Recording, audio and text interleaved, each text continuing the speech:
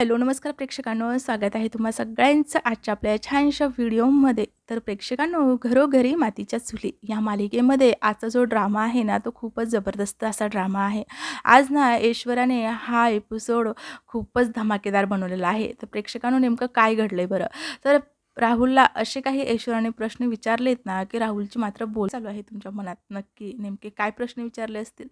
तर प्रेक्षकांनो, चला जाणून घेऊया आजच्या एपिसोडमध्ये, की नेमकं राहुलला ऐश्वर्याने असे कोणते प्रश्न विचारलेत, की जेणेकरून राहुल हा गोंधळून गेला आणि त्याने खरंच भीतीने त्या प्रश्नांची खरेच उत्तरे दिली आहेत का, की त्याने आणखी नवीन कोणता डाव रचलाय? तर चला बघूयात. तर प्रेक्षकांनो, इथे आता शर्वरी ही राहुलला भेटायला त्याच्या घरी आलेली असते. राहुल आणि शर्वरी या दोघांमध्ये छान गप्पा रमलेल्या असतात.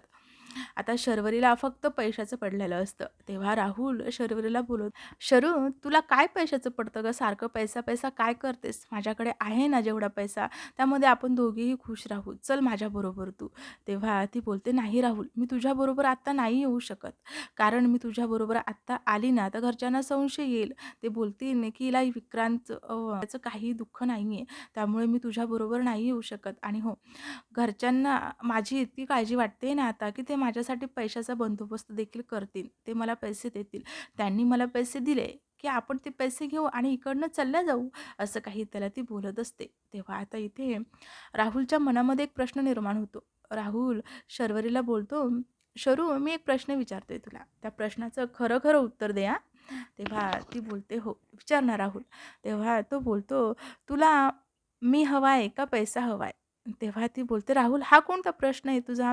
अरे, मला तूच हवा आहे, पैसा नको आहे. पण पैसा हा आपल्या दोघांच्या भविष्यासाठी बोलते मी." असं काही त्याला ती बोलत असते आणि तेवढ्यातच राहुलच्या घराचा दरवाजा वाजतो. आता दरवाजाची बेल वाजते, त्यामुळे राहुल आणि शर्वरी हे विचारात पडतात. राहुल बोलतो, "आता या वेळेला कोण आलं इथे?" असं काही तो बोलत असतो. तेवढ्यात शर्वरी बोलते, "राहुल, जे कोणी आलं असेल ना, त्याला मी तुझ्याबरोबर दिसता कामा नये." असं त्याला ती बोलते आणि ती आता पटकन उठते आणि एका कोपऱ्यात जाऊन लपते. आता प्रेक्षकांनो, तेवढ्यातच तिथे जानकी, अवंतिका आणि ऐश्वर्या ह्या तिघी आलेल्या असतात. आता जेव्हा राहुल या तिघींना समोर बघतो, ते बघून त्याला इथे आश्चर्यच वाटतं, की नेमकं या वेळेला ह्या इथे काय करतायत? असं काही त्याच्या मनोमन हा प्रश्न पडलेला असतो. आणि आता तो जानकीला बोलतो, "वहिनी, तुम्ही इथे?" तेव्हा जानकी बोलते, "हो, सॉरी हां, तुम्हाला न कळवताच आम्ही इथे आलोय. तुम्हाला कळवायला हवं होतं, पण वेळच नाही मिळाला. त्यामुळे नाही कळवलं." असं ती बोलते आणि नंतर बोलते, "जे काही झालं ना, त्याबद्दल आम्ही ना तुमची माफी मागायला आलो." तेव्हा तो बोलतो, "माफी कशाबद्दल पण?" तेव्हा ऐश्वर्या बोलते, "अरे हो राहुल, आत तर बोलवशील का सगळे प्रश्न तू दारातच विचारशील? आम्हाला आत येऊ दे, मग आम्ही सांगू तुला की नेमकं कशाबद्दल तुला सॉरी बोलायचंय." तेव्हा तो आता इथे थोडासा काय म्हणतात ते घाबरतो. म्हणजे आता त्याला असं वाटतं की शरू आतमध्ये आणि या तिघींनी बघितलं तर पण आता काही हरकत नाही. आता त्या तिघी आल्याच आहेत. त्याला आतमध्ये बोलवणंच आहे आणि तो बोलतो, "या ना, या आतमध्ये या." आता तिघींनाही तो आतमध्ये बोलवतो. आता तिघी आतमध्ये जातात. पण आपल्या ह्या मॅडम ऐश्वर्या, त्यांची नजर मात्र शोधत असते ती शर्वरीला. ती आता इकडे-तिकडे अशी कानाकोपरा करून जे आहे तर शर्वरीला शोधत असते. इकडे-तिकडे ती बघत असते, की तिला शर्वरी दिसते का कुठे? पण नाही, मात्र शर्वरी देखील अशी लपलेली असते ना प्रेक्षकांनो, की ती मात्र तिला काही दिसत नाही. आता ऐश्वर्या ही इकडे-तिकडे बघते, तिला शर्वरी काही दिसत नाही आणि इथे आता जानकी आणि अवंतिका ह्या दोघीही राहुलच्या समोर उभ्या असतात. आता जानकी ही राहुलला बोलत असते, "राहुल, जे काही झालं ना, त्याबद्दल खरंच खूप मनापासून माफी मागते मी तुझी. नको ते आरोप तुझ्यावर आम्ही लावायला नव्हते पाहिजेत, कारण तुझी यामध्ये काहीच चुकी नव्हती. तू तर वंशांना मदत केलीस." असं काही ती आता इथे त्याला बोलत असते. तो बोलतो, "वहिनी जाऊ द्या. जे झालं ते झालं. आता त्याची माफी मागून काय फायदा?" असं काही तो आता इथे जानकीला समजूतदारपणाचं बोलणं हे बोलत असतो आणि तेवढ्यातच आपल्या ह्या मॅडम ऐश्वर्या ह्या कशा शांत उभ्या राहतील. त्या हसतात आणि बोलतात, "वॉव! राहुल, किती छान विचार आहेत ना तुझे. नाही म्हणजे किती समजून घेतोस तू. तुझ्या मनामध्ये काहीच गिल्ट नाही. बघ ना, किती चांगल्या विचाराचा आहेस रे तू." असं काही ती आता मुद्दामून इथे टोमरा मारल्यासारखं राहुलला बोलत असते. आणि आता तेवढ्यातच ज्या काही गप्पा चालू असतात, तेवढ्यातच राहुलची नजर ही शर्वरीच्या ओढणीवर जाते. जी शर्वरीची ओढणी सोफ्यावर असते त्याकडे राहुलचं लक्ष जातं आणि राहुल आता पटकन उभा असतो, तो खाली बसतो आणि आता पटकन ती ओढणी एका हाताने सरकवतो, उशीच्या मागे लपवत असतो. आता हे दृश्य मात्र ऐश्वर्याच्या नजरी पडतं. आता इथे जानकी आणि अवंतिका यांच्या कानोकानालाही खबर नसते, पण मात्र इथे ऐश्वर्याची ही हुशारी, ती आता राहुलवर लक्षच ठेवून असते. त्यामुळे तिची नजर ही राहुल जो काही प्रकार करतोय, म्हणजे जे काही लपवण्याचा प्रयत्न करतोय त्याकडे जाते आणि ती मनोमन बोलत असते, राहुल हे काय लपवतोय, असा बघावं लागेल, पण त्यासाठी याला आतमध्ये पाठवावं लागेल, पण तो आतमध्ये जाईल कसा कसा, असं काही ती मनोमन विचार करत असते. आणि नंतर त्याला बोलते, राहुल अरे पहिल्यांदाच तुझ्या घरी जानकी वहिनी आल्यात, अवंतिका आल्यात, यांना तू बसायला बोलणार नाहीस, म्हणजे त्यांना असं उभंच राहू देशील तू? तेव्हा अवंतिका बोलते, अगं ऐश्वर्या याची काय गरज आहे, आपल्याला माफी मागायची होती, माफी मागितली, आता जाऊयात ना आपण. तेव्हा ती बोलते, नाही नाही मी तर बसणार आहे, असं बोलते आणि पटकन आता राहुलच्या समोर जो सोफा असतो त्याच्यावर येऊन ती पटकन बसते. आता राहुलला आणखी त्याचा जीव धाकधूक की नेमकं आता ऐश्वर्या बसली आहे. आणि आता पुन्हा ऐश्वर्या बोलते, अरे राहुल पाणी आणशील का? अरे तहान लागली आहे रे, पाण्याला विचारणार नाहीस तू? असं ती त्याला बोलते. आता तो बोलतो, हो हो. आणि तेव्हा ती बोलते, आण ना मग पाणी आण ना, असं त्याला बोलते. आता राहुल ती ओढणी लपवलेली आहे तिथे आणि तिकडनं उठण्यासाठी त्याला आता थोडा म्हणजे विचार करतो, तुम्ही नेमका इकडनं उठू कसा? ओढणी तर याच्या मागे लपवली, पण यांनी बघितली तर? त्या विचारात तो असतो. आणि तेव्हा पुन्हा ऐश्वर्या बोलते, अरे राहुल आणतोयस ना पाणी? तेव्हा तो बोलतो, हो. आणि आता तो मन असं धट करून म्हणजे असं मनाला स्वतःच्या सावरून तो तिकडनं उठतो आणि ऐश्वर्यासाठी पाणी आणण्यासाठी गेलेला असतो. आता ऐश्वर्या राहुल गेला आहे हे बघताच पटकन उठते आणि त्या ओढणीचा फोटो काढते. तेव्हा आता हे दृश्य जानकी आणि अवंतिका बघतात. तेव्हा जानकी बोलते, ऐश्वर्या अगं काय करतेस हे तू? अवंतिका देखील बोलते, अगं ऐश्वर्या काय चालू आहे तुझं? तेव्हा ती बोलते, 1 मिनिटं झालं. आता तिने पटकन फोटो काढून घेतलेला असतो आणि पटकन तिच्या जागेवरती जाऊन बसते आणि तेवढ्यातच तिथे आता राहुल येतो. राहुल ऐश्वर्याला पाणी देतो. ऐश्वर्या पाणी पिते आणि आता आता ऐश्वर्या बोलते, राहुल, जानकी आणि अवंतिका ह्या दोघी तुला सॉरी म्हणण्यासाठी, तुझी माफी मागण्यासाठी इथे आल्या असतील बरं का. पण मी नाही आलेले. मी तुला ठाम प्रश्न विचारण्यासाठी इथे आलेले आहे. राहुल, तुझं शर्वरीवर खरं प्रेम होतं ना? मग शर्वरी जो काही गुन्हा करत होती, ते तू का नाही अडवलंस तिला? का तू तिला तो गुन्हा करू दिलास?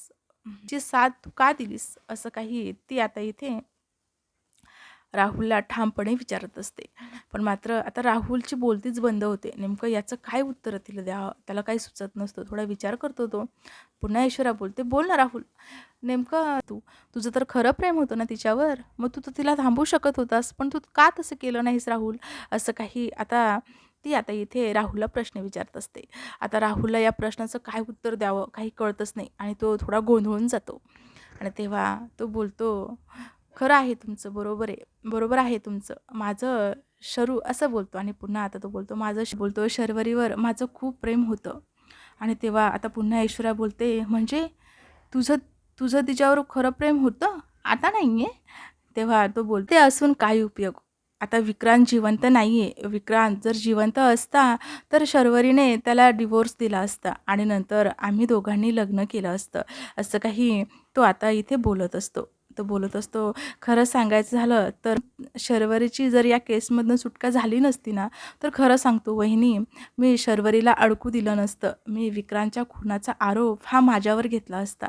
माझं तिच्यावर इतकं प्रेम आहे ना, की मी तिला नाही या सगळ्या गुन्ह्यामध्ये तिला मी अडकू दिलं असतं. मी सगळा आरोप स्वतःवर घेतला असता आणि शरूची या सगळ्यामधनं सुटका केली असती. असं काही तो आता इथे भावूक होऊन आणि अशा काही पद्धतीने बोलतो, की ते अवंतिका आणि जानकी त्या दोघी देखील त्याच्या जाळ्यात अडकतात. पण मात्र इथे ऐश्वर्या ती काही अडकत नाही बरं का प्रेक्षकांनो. तेव्हा ऐश्वर्या बोलते, हे सगळं तू आत्ता सांगतोय, म्हणजे शर्वरी सुटल्याच्या नंतर, हे तू अगोदर नाही सांगितलंस? असं काही प्रेक्षकांनो ती इथे बोलत असते. आता तेव्हा परत राहुलचा जो काही ड्रामा असतो तो चालूच असतो. अशा म्हणजे काय म्हणतात ते फिरवून तो ज्या ऐश्वर्याच्या प्रश्नांची उत्तर देण्याचा प्रयत्न करत असतो.